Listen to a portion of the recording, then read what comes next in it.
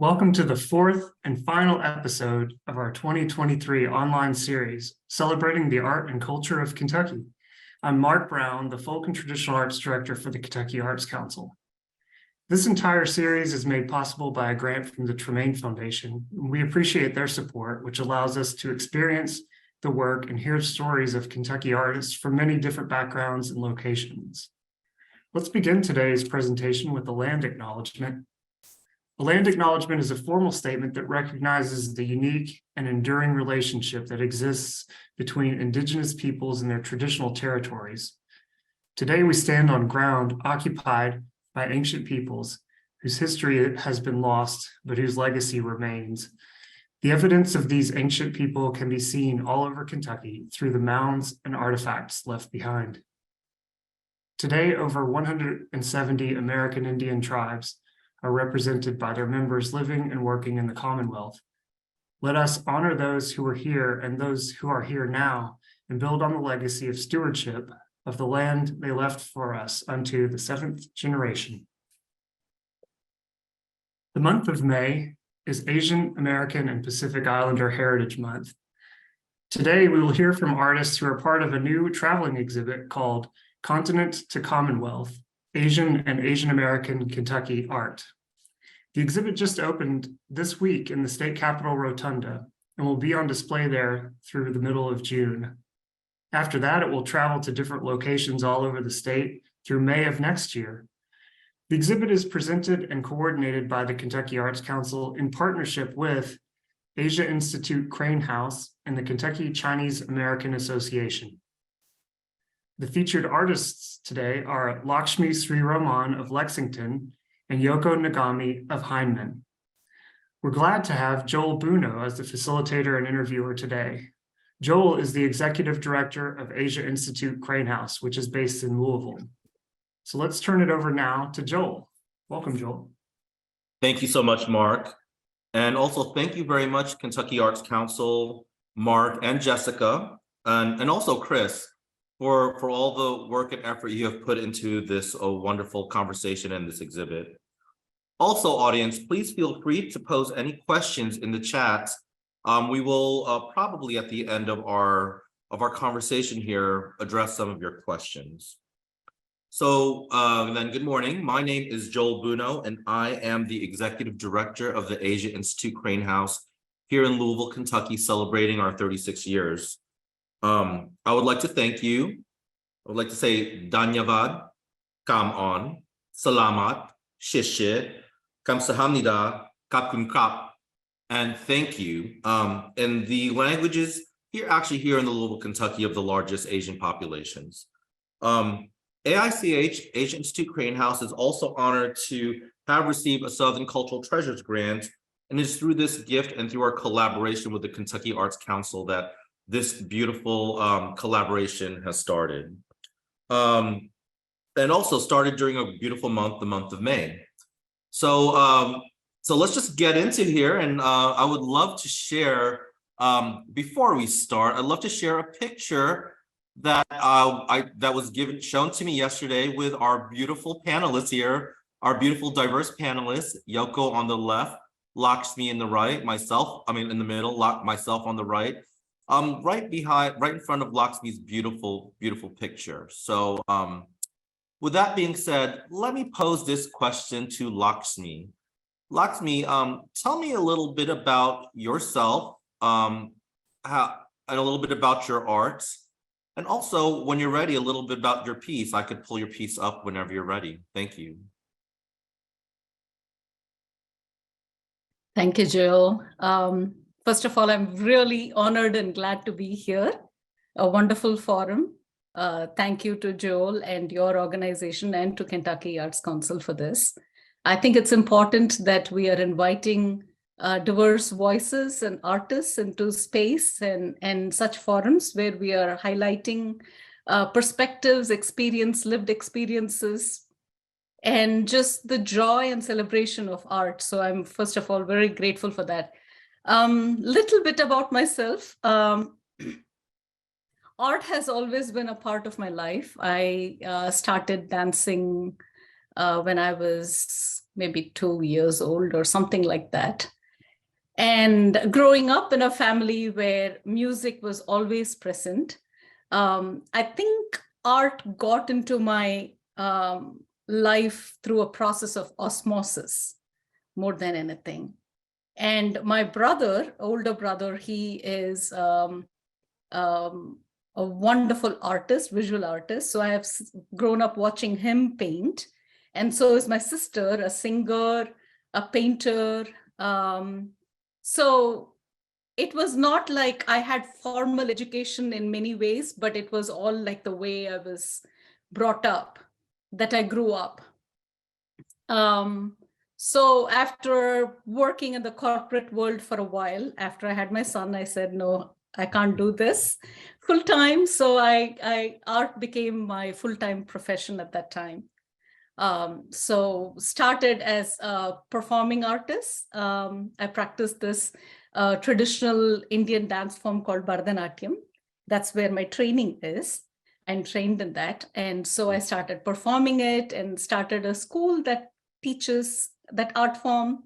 And slowly that sort of like grew into a larger vision of how do I then make this art form a platform for a larger conversation to happen in the community, with the community.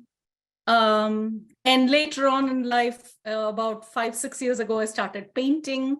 So that's become part of my artistic expression as well. So on any given day, I wear at least 7 to 8 hats, all the way ranging from a painter to a dancer, to a teacher, to a choreographer, to an arts advocate, and more recently, a jewelry maker as well. Beautiful. So that's a little summary of my journey, artistic journey, I guess. That's beautiful. So just really quickly, Lakshmi, this is the piece that was chosen for our traveling art exhibit. In case you all don't, just to remind you that our exhibit opened this week at the Capitol Rotunda. So if you're within the Capitol Rotunda, please stop by and check out this beautiful collection. But I was very honored to see this piece live and also experience it. So tell us a little about this piece. And also, I know that you're very also familiar with dance as well. That's also a major part of your life. And tell us how you infuse both dance and artistry in your work, and also specifically about this beautiful piece. Excited to hear about it. Thank you, Lakshmi. So this specific piece is part of my prayer dot series. I call all my dotted works as prayer dots because I paint in silence, and I always have a specific intent that I'm holding in my space as I am doing this work. And when I was doing this specific work, I was thinking about how at any given time, my mind, body, and spirit need to be in balance for me to function in balance. So this work came about as an expression of that thinking, that sometimes my physical body takes the forefront, and based on the needs, sometimes it's my spirit that takes the forefront, sometimes it's my mind. So different parts of me anchor my existence during different parts of my life, during the day. So this was an expression of that. So my thought as I was painting this was balance, that regardless of what my needs are and how I am meeting them inside me, and what the needs are outside and how I am meeting them outside, that they be in balance, that they are not lopsided, imbalanced, only inwardly focused, only outwardly focused. There is that meeting of that balance. So that's how that came about. Sometimes when I am painting, when I paint in my, I have a studio at home, my dance studio and my painting studio are right next to each other. So when I'm painting, I would suddenly get this impulse of a choreography. And so I would move into my dance studio and work it out in my body, and then go back to my painting. So it's a very lot of, it's not just the painter is alive, it's everybody is alive as I paint in me. And so all parts of me are alive, even when I choreograph or dance. So it's a very interesting process sometimes. Like I feel like I'm a split personality coming together. Beautiful, Lakshmi. Thank you so much. That's very beautiful. Now, I'm very excited to speak to our other artist here, Yoko. Yoko, very similar to Lakshmi. Lakshmi has her artistic talents in visual art and in dance. Yoko is a very talented person. Her artwork is extremely beautiful. She also, in case you didn't know, trying to tie in both the Kentucky and the Asian, is also a very beautiful banjo player. But before we touch on that, Yoko, tell me what it means to you. Well, tell us a little bit about you, a little bit about your artwork, a little bit about the region that you're in, Hindman, and also this concept, which I love, the fluid commute between yourself and Japan, and also all about haiku. I know that's a loaded question, but I'm just so excited to learn a little bit more about you. So also, as you're talking, tell me which art piece you would like for me to pull up whenever you're ready.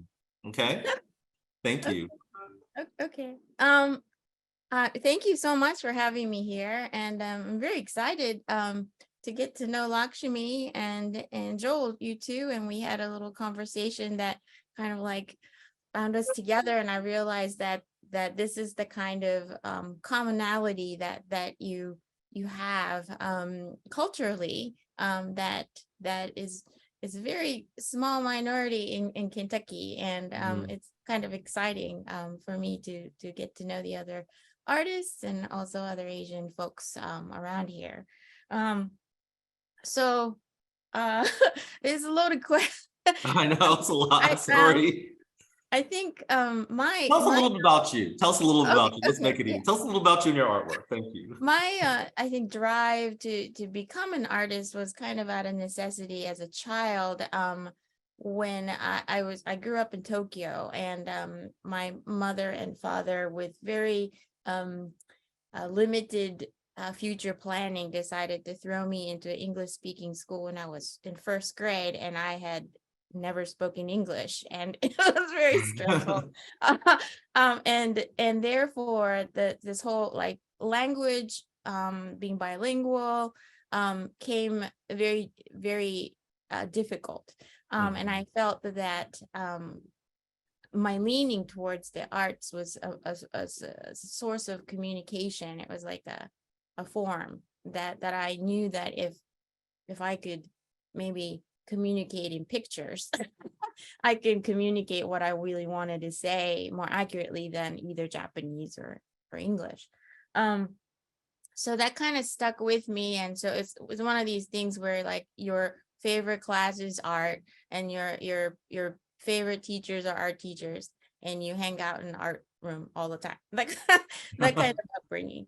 And so it seems like my art, and I like to work in many different media, from photography to performance art to video to digital photography, and painting is what I was trained in. But what it came to me was that a lot of my formal two-dimensional training has a lot of Western leaning, from art history to if you look at any, and I was a school teacher for 10 years. So when you look at any sort of textbooks, the Western history is this much, and anything else is about that much. And so when you're in that kind of educational system, you have no choice but to think about Western history as basis of anything that is formulated in you. And so at one point in my life, during grad school, that is something that I had to kind of really come home to and ask myself, why am I painting these oil paintings of figures that somehow they all look like a white person? And I'm like, why am I doing this? It's because I've always had white models, and I always had these, Western leaning education. And so I really had to search for what it is that visually communicates something that identifies as where I'm from. how I grew up, even though my school spoke English, I was immersed in Japanese culture that I never really thought about, but it was just in me. And I think that's when you come from another country and you're in a different country, you start to look at your home country as something totally you do not see when you're in it. And so I'm a total advocate of traveling. So any student of mine that I've ever had in my life, I really advocate them to, you can come back to your own city, but just get out and go and come back, because you can appreciate where you're from a whole lot more. So that's kind of like where all of this is from. And one of the things, and this piece is the one that is, there's two pieces in there, and this is one of the pieces that is in the show. This is a monoprint, which is a single print that you can pull by putting paint on the surface that is going to release that paint, and then you put this paper on, you rip it off, and then there's paint on there.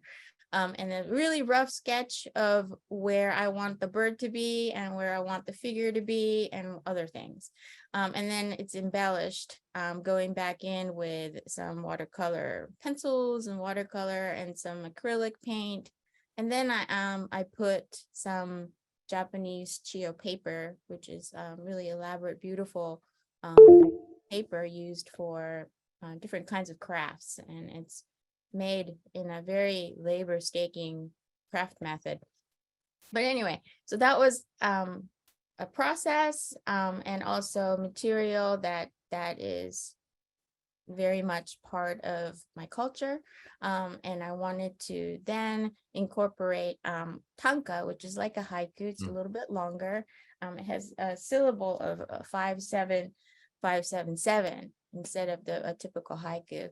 And the image, the haiku itself is, I mean, the tanka itself is it's a love poetry, and it talks about kind of a very sad situation and in love relationships, whether you are like in an affair or you are longing for somebody. And it was a beautiful set that I actually found in the Metropolitan Museum of Art one day, traveling in New York City, and saw this exhibition. And it's just a beautiful poetry book is what it is. And I wanted to pull that out and kind of illustrate it in my own way.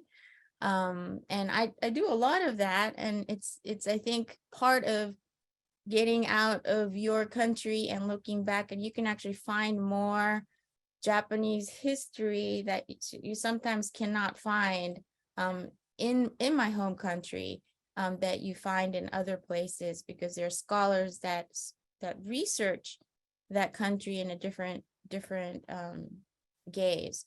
And I think that's really actually important, especially for really sensitive issues of world wars and things like that, where that home country won't teach it in the way that it was actually done, And so all of those things are very interesting to me. And so I think kind of my I call it fluid residency, me to kind of think about those things. And these are just manifestations, different forms of how I view it. Right. Okay.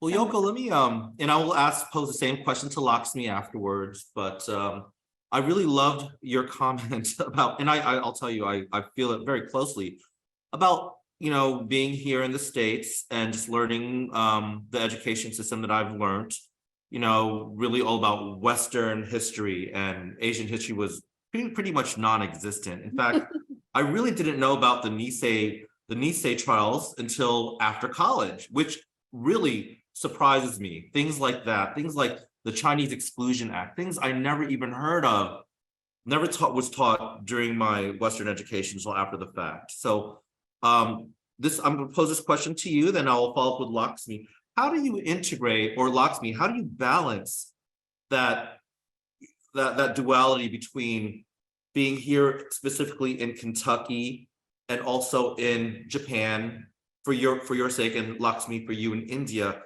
How do you balance that, and how do you express that through your artwork? I know I have a struggle. I just came back from Taiwan 3 weeks ago working on a language program that I'm working with. But, although I was born in the Philippines, I'm really an Asian American. I came to the States when I was 6 months old. And growing up, I never really felt truly American. And then whenever I go back to Asia, I don't really feel truly Asian. It's just such a unique experience that's unique to me. So about this fluid living, tell me how you compromise that, and how you synergize that together in your artwork and in your own personal life in Kentucky. And after that, I'll pose the same question to Lakshmi. Thank you. Okay. All right. So the reason why I'm in Kentucky, and especially Eastern Kentucky, and is first I came to learn how to play the old time style banjo playing. So that brought me here. But what I experienced was that the Eastern Kentucky mountains, which is the Appalachian Mountains at the edge of it, is extremely geographically close to the mountains of Japan. So I hiked in it and I looked at the vegetation and the flora and everything, and it was just like home. And I felt so close to it. I just immediately fell in love with the region. And then the people of Eastern Kentucky, it's in its kind of mountainous seclusion. There's this old time culture and traditional arts that is also very close. It's not the same, but very, very close to something that is traditionally kept in Japan, also struggling to keep going.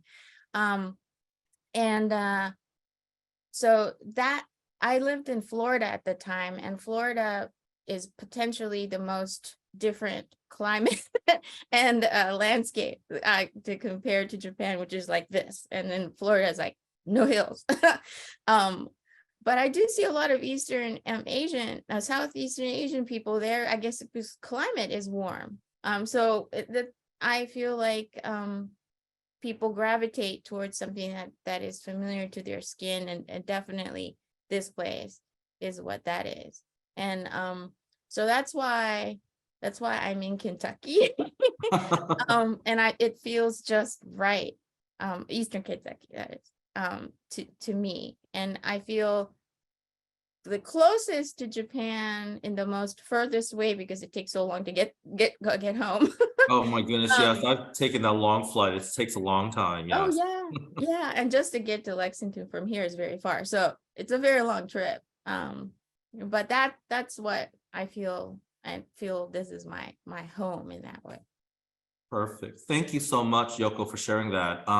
Before I get to Lakshmi, I do want to share a screen with you. For people who don't know how great it is to have this wonderful exhibit here in the Commonwealth of Kentucky.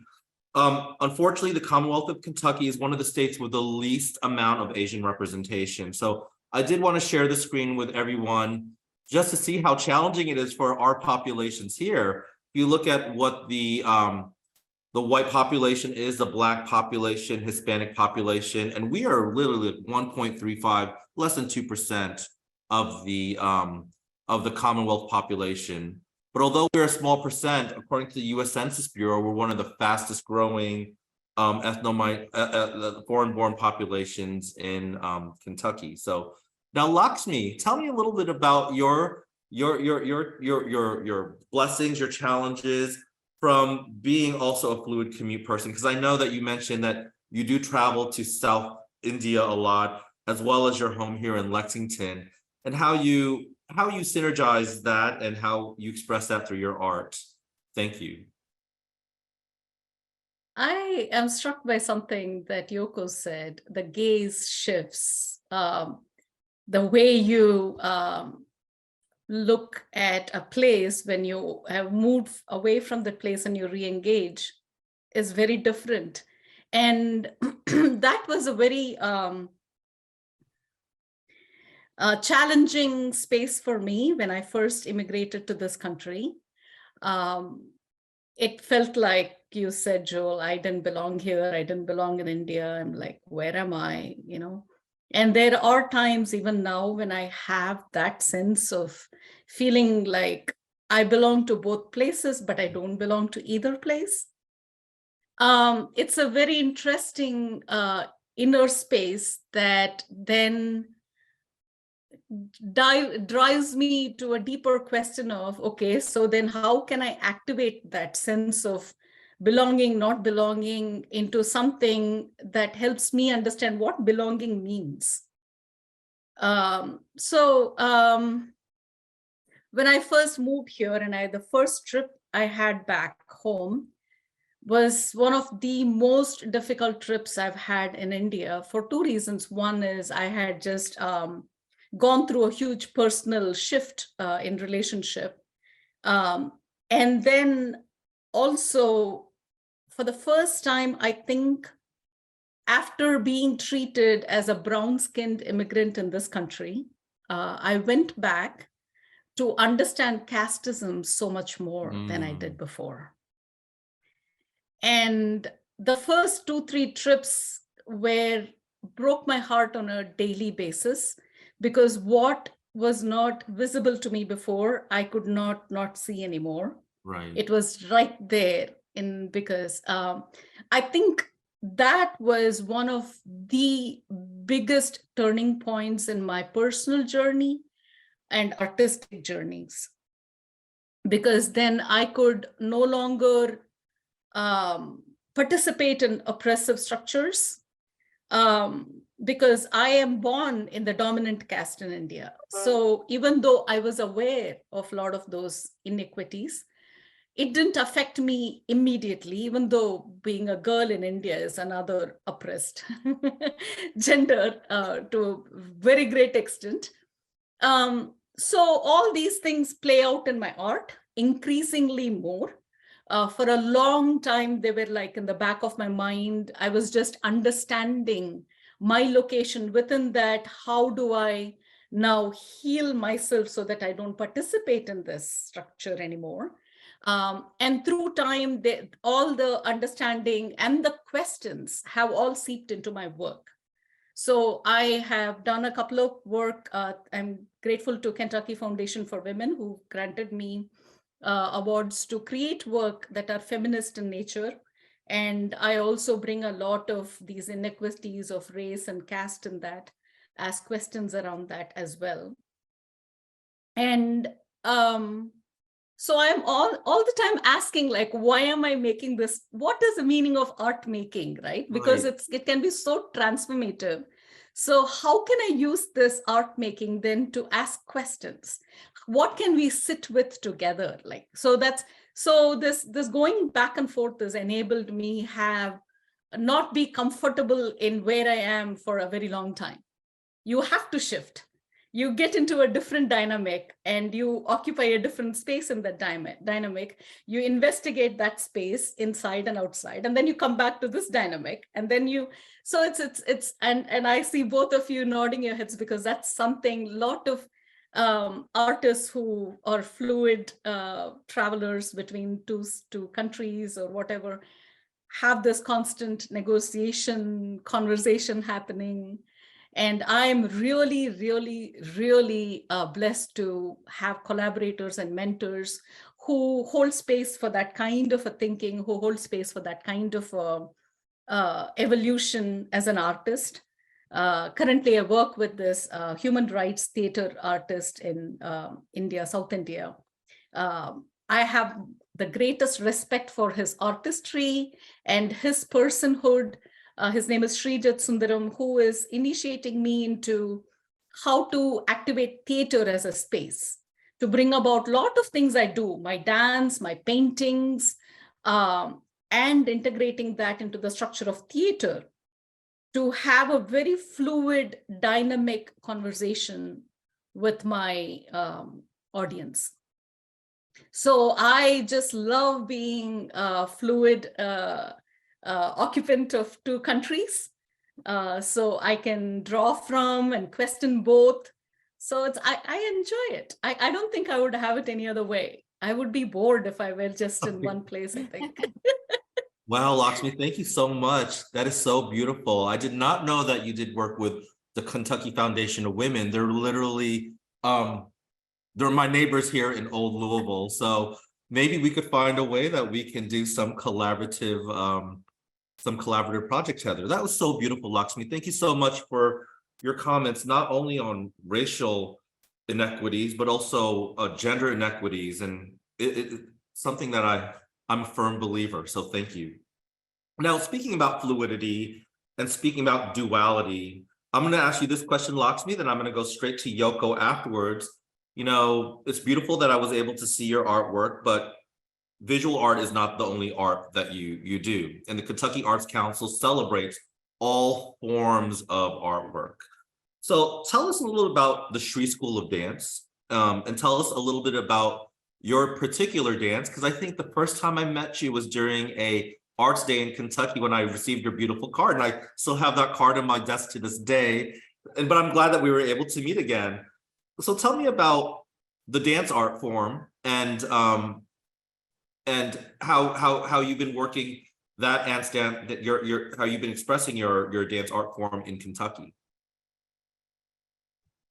Thank you for asking that question, because a lot of people wonder why populations that are transplants want to keep their arts alive wherever they are.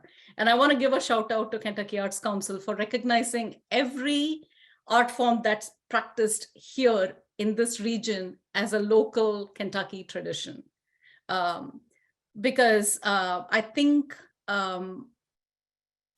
it's very important to know that how we weave all these different cultures together, and we can all learn and collaborate. So when I first moved to Kentucky and I started performing here, and obviously the Indian community was like, oh my God, will you teach my daughter, my son to dance?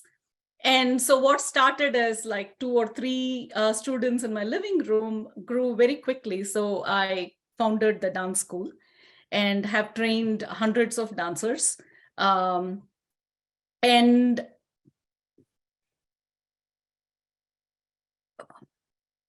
being an educator is a very interesting space. And Yoko, I know I'm looking at you as well as I say this, because you are always thinking about you are practicing an art form that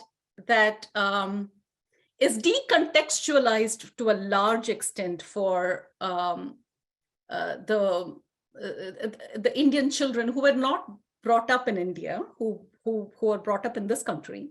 How do you connect them with the stories that are rooted and sort of soaked in the mythology and the traditions of India, and you're asking them to dance about it? It can be a very disembodied experience. I believe this is a question any diaspora asks of themselves, Mm-hmm. like, how do you embody that without losing the connection to the land that we have put our roots in?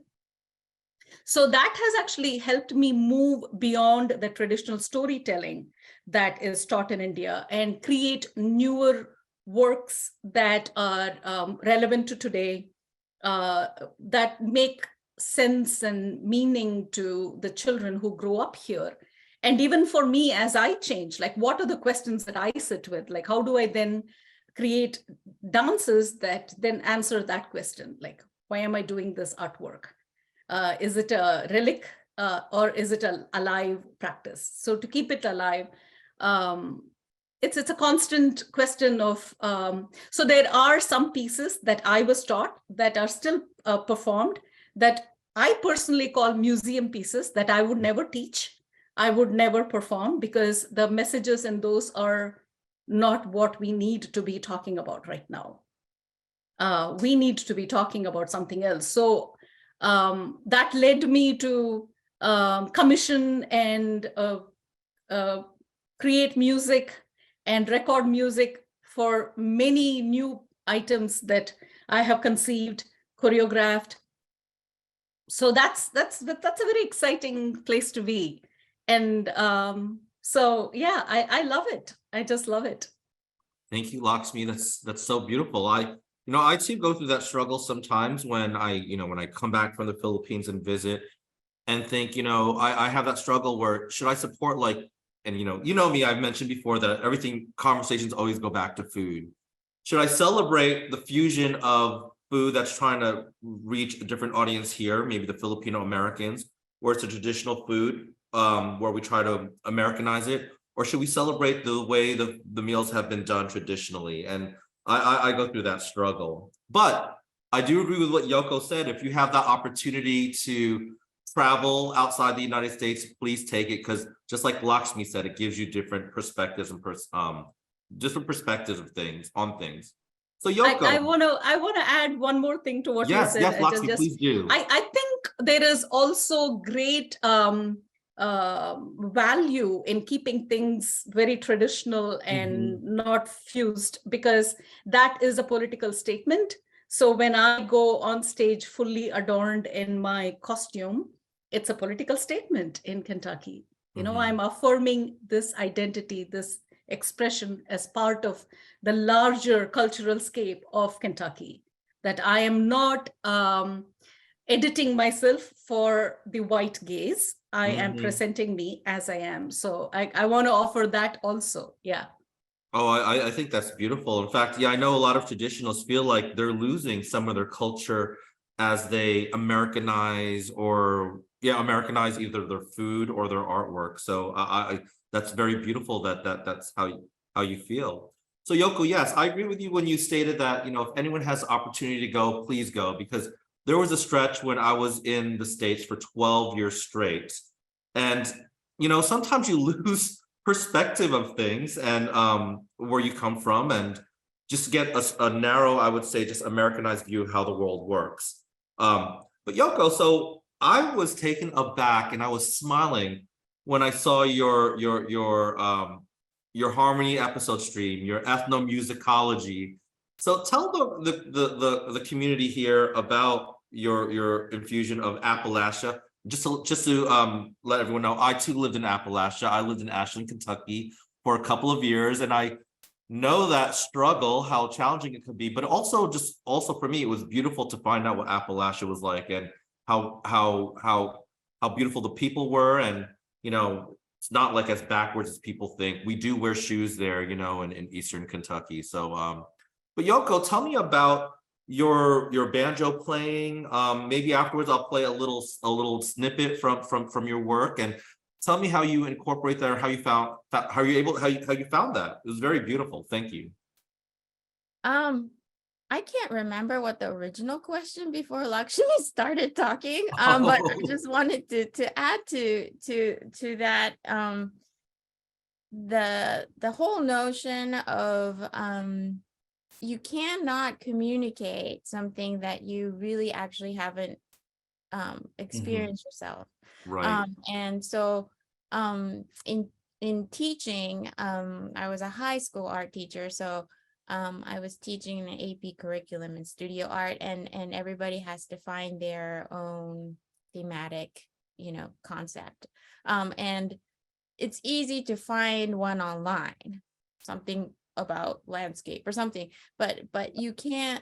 It was so important to emphasize that you cannot talk about something that you really don't know because you only read it or you saw it on YouTube or something like that.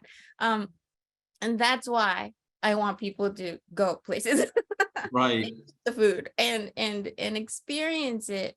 And that segues into kind of these cultural traditions that are so beautiful. And to me, the old time tradition over here in Eastern Kentucky and the Appalachian Mountain regions is so beautiful to me, which are not to the people who live here, because they grew up with it and they just see it something as grandpa was playing the banjo and that's that. And everybody else from outside are like, well, that's so incredible.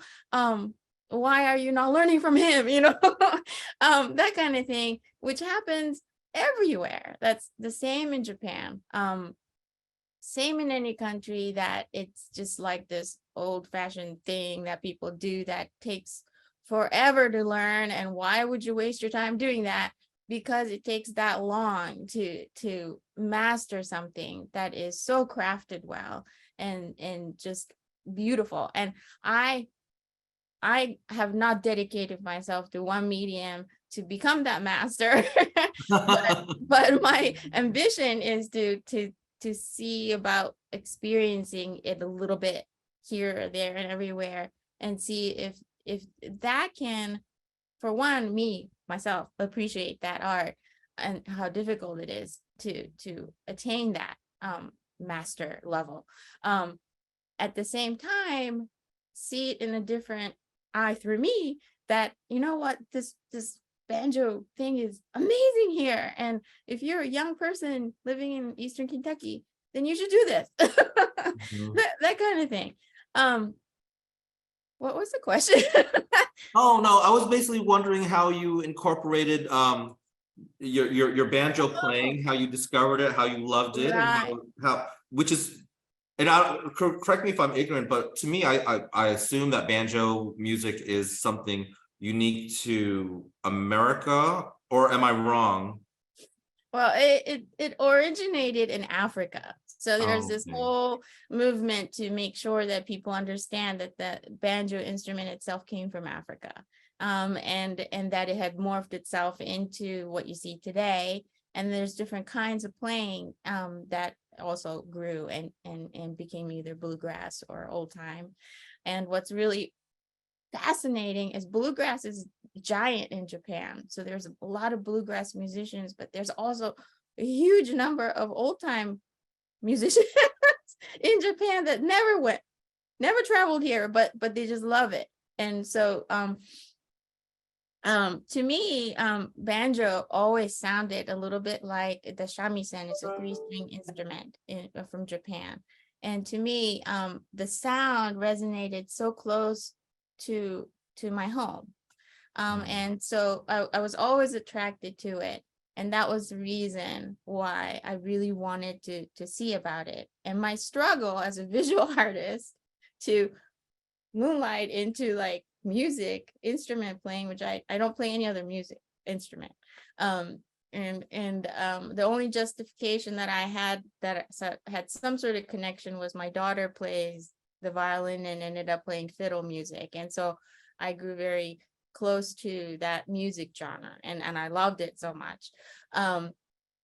But I wanted to marry my visual art and banjo, old time culture, and Kentucky, and all of those things in different ways, and the way the way that I was able to sort of was to create this series called Almost Famous series, Toko's Banjo World, where I always use a character called Toko, which is a hybrid of myself and my daughter. And it's really a very good tool to have a iconic character that plays out your story, because you can take yourself out of it and be irresponsible. Maybe for dance like that too, you had, this is performance, so like you're like, that's not really me.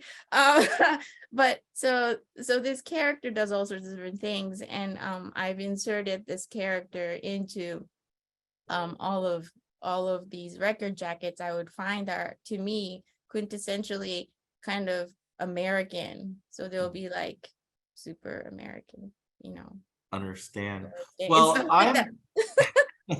I'm going to play just a few seconds of this beautiful music that Yoko has performed. And I thought it's beautiful. When you see it, you'll love it. But also, if you guys have any questions for any of the panelists, please place them in the chat, and then we could revisit that here in a second. But in the meantime, let me go. Oops, sorry. I'm sorry. I'm so bad with sharing, guys. I need to be reminded of these things. Sorry.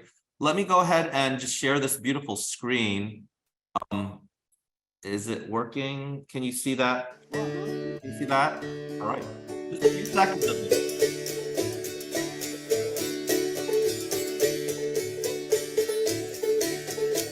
Wonderful music has originated from here. In fact, ethnomusicologists have been wearing this patch of ground out for years.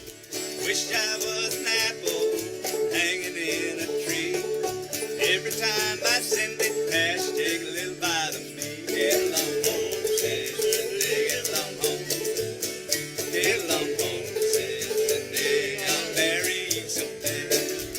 Well, just a little sample. If you would like to, let me actually copy this link and put it in the chat for anyone who may want to check out the whole. I'm a big fan already, so if anyone has would like to see that, please, I highly encourage you to check out that link and check it out. So Yoko and Lakshmi, this will be unless there are any other questions from the group. This is a question I would like to ask you ladies. I know, Yoko, I believe you mentioned your daughter, and I think Lakshmi, I believe you mentioned that you had children as well. I remember you mentioning that. So tell me how you, for our progeny, for our future, I assume that they're residing here. I don't want to assume, but I believe that they're residing here in the United States. So how do you incorporate our continent into the lives of your children? I know sometimes it can be challenging. One of the biggest regrets, as I would say, although I'm technically first generation, I consider myself second generation. One of the things I do regret is that my parents did not force me to learn the Tagalog Filipino language. And that's something I regret to this day. According to them, they thought that we could assimilate easier if we just learned English. I mean, I could have learned English just by watching television. And so for me, that is one of the biggest regrets I have, is the language. And I'm still trying, slowly but surely trying to learn it. But, you know, as you get older, learning that language is harder. So how do you try to maintain, like I was mentioning to Lakshmi, trying to either fuse our cultures together or try to maintain our traditions? How do you try to share that with your daughter, who is, I would assume, I don't want to assume, it's probably American, and who is also Indian from you. So I'd like to hear your stories, ladies, Lakshmi and Yoko, on how you incorporate that in your lives. Lakshmi? That's a tough one. Yeah. Because I'm a parent, at the same time I'm an educator. So one of the things I realized earlier on with my son is that I couldn't force him to do anything. Yeah, you can't. I did not want to force him to do anything. He did learn dance with me for about 1 year, 1.5 years. And then he opted out of that, and I had no questions about his decision. One day he just told me that, I know this is something you and I do special, but can I not do this? I said, sure. And as for the language, I too regret not having created a more conducive space for him to be able to speak more. So my husband and I speak different Indian languages. I speak Tamil, Srikant speaks Kannada. So it makes it even much more difficult to have a conversation grounded in one language, and when we first came to Kentucky, we didn't have that many friends who spoke my language or Srikant's language. So whoever came home was speaking English, right? So my son does say, like, oh, I wish you had forced me to learn Tamil, because now he wants to. His grandmother is learning to speak in fluent English, and he feels bad about it. But I think more than the language, this is where the educator in me comes out, right? I want him to know to build bridges. I want him to know to reach out. I want him to learn to be inclusive. I want him to be using his privilege. So these are things I foregrounded in bringing him up. So language, him not knowing Tamil is really not that big a problem for me. It doesn't matter. He can learn it later if he wants. If he really wants, he can learn it. But those are things that he cannot learn as a human being later. So right. I foregrounded different things. But he did grow up listening to the beats and the music all his life, from when he was in my womb. So interestingly, he shied away from that. He is a musician. He composes, he plays guitar. But it was not until like 2-3 years ago that he started listening actively to more Indian music. So I'm fine with that as well, because he is his own person. He has his own trajectory, his own growth, his own evolution, purpose, whatever it is. So I am here to hold space for him. And so, yeah, that's my perspective on that. That's so beautiful. And I have actually, because what we do here at Crane House is not only promote Asian culture and heritage, but we have also been engaging with the Asian youth, the second generation Asians. And I'm starting to see it more often, especially there was an article I read that said, Asians used to be the side kicks when it comes to pop culture, but now they're defining it, which can be seen through K-pop culture, through Bollywood dance. And I'm starting to realize those second generation people who are shying away from their culture are now finding a need to rediscover it. So I wish your son a lot of luck in learning Tamil, because I believe that that would be beautiful for him. So Yoko, about your daughter or your children, tell us how you incorporate that duality. I have one daughter, and I Okay. was not as nice as your parents or you.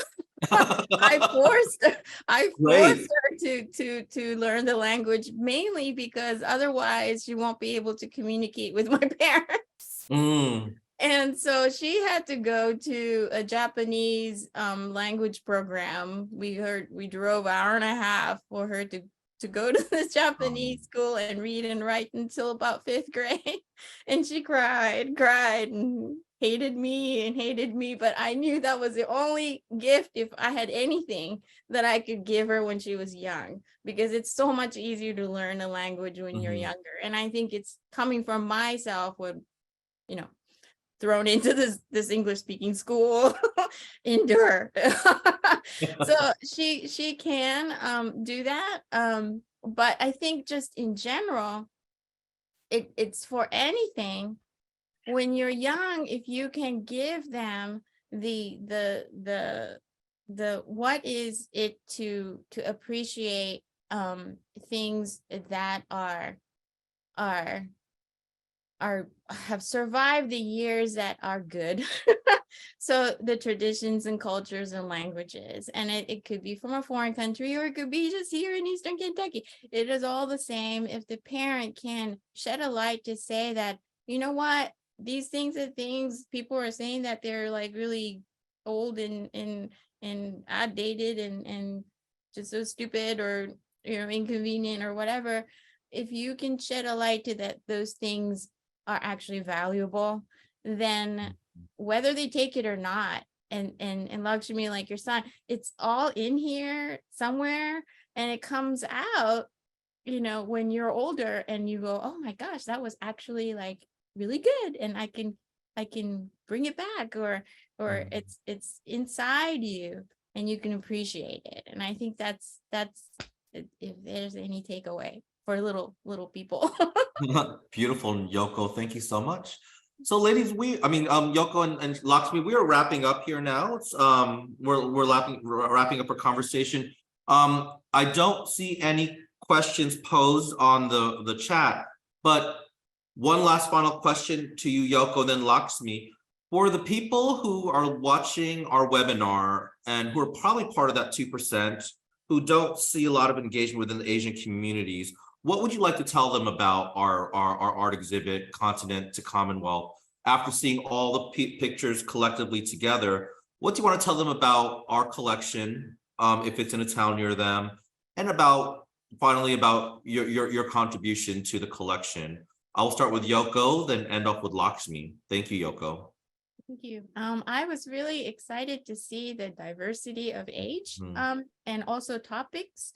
There's like this traditional like cabin painting of Eastern Kentucky painted by an Asian person that is like the dream Kentucky cabin, or which is just, to me, that's so dear. And so this is a perspective when people come and see it, as how we see ourselves fit in this state, and this culture and region. And I think that's that's the communication that comes through this exhibition, and I hope you stop by if it comes to your neck of the woods. Thank you, Yoko. And Lakshmi, I'll pose the same question to you, but before I do that, Yoko, do you have any Kentucky artists who inspire you, or whose artwork you appreciate? Kentucky artists, Yes. well, a lot of it. Besides yourself and Are Lakshmi. musicians. But there are a lot of other craft makers. There's a wonderful master weaver here called Bob Young. And he is really the person who can do all of the traditional weaving patterns. And he's in his 80s, and he's passing it down to an apprentice right now. And I was fortunate enough to be part of that. And those are the things that really inspire me. Beautiful. I hope that his apprentice can learn everything, and that beautiful artwork is not lost anywhere. So Lakshmi, what would you like our community of less than 2%, or also the people who appreciate Asian art, to know about the beautiful exhibit now that you've seen it, seen the collection, a little bit about your piece, and also if you have a favorite Kentucky artist that you would like to just mention? I think Yoko said it very well about the diversity of the both the age range and the variety of artistic disciplines that were represented. And this is what I would say. I think it is very important. I'm going to use Lexington Vice Mayor Dan Wu's words when he says, when somebody puts forth their work as a transplanted community, it's both a mirror and a window. A mirror into that, a window into that culture, and for other communities, a mirror that shows that it's a possibility for them to do the same as well and to be part of it. So I think it's very, it's a rich, please go to this exhibit when it comes to your, around your city, because this will help you see art in a different way. I can assure you that. And as for my favorite artists, oh my, I'm really blessed with working with so many artists in Kentucky, collaborating with them. It's very hard for me to choose. Right. I think it's whoever I'm working with at the time or I am learning about. And I also want to give a shout out to my students who inspire me a lot. Because I think as a teacher, I have learned so much, because they've asked me questions I didn't know answers to, and I had to reach out to other artists or within myself. But I do want to give a shout out to Mark Johnson in Lexington. He wears many hats. He's also my mentor in many ways. Patrick Mitchell, who I've worked with so many times, whose work I just adore. And another person that I look up to as an artist is Landra Lewis. I respect her for many things, including her integrity in representing the Native American tradition. So the list is very long. We'll be here for a very long time. Well, Lakshmi, thank you for reminding me about your your mayor, Dan Wu, who is also vice mayor, who is also of Chinese descent. How beautiful. So, well, I am so elated, Lakshmi and Yoko, to share the screen with you. It's a very beautiful panel. I love the diversity of this panel. And also want to thank, again, the Kentucky Arts Council for giving us this venue and this opportunity to show our artwork and express our voices. So with that, I want to thank everyone. I hope when the exhibit is in a town near you, please, I highly recommend you stop by and see it. And with that, I would like to turn the mic back over to Mark with a little bit more detail. Mark, thank you. Thank you, Joel, for facilitating this amazing conversation. And thank you, artists Lakshmi and Yoko, for sharing your many challenges and also joys that you've experienced as artists in Kentucky. We're grateful that you're part of the Commonwealth's living cultural landscape. To learn more about this exhibit, the Continent to Commonwealth, and other Arts Council traveling exhibits, you can visit artscouncil.ky.gov. There's a webpage for this exhibit. It's the Continent to Commonwealth exhibit. The schedule has not been posted yet, but will be soon. Currently, the exhibit is on display in the Kentucky Capitol Rotunda in Frankfort through mid-June. And from there, it's going to go to Northern Kentucky to the Kenton County Public Library. A recording of this video today will be available on Facebook if you visit the Arts Council's Facebook page and then click under videos. You'll see this as well as the previous episodes broadcast this month. And then later they'll appear on the Kentucky Arts Council YouTube channel. So you're welcome to share these videos with your friends.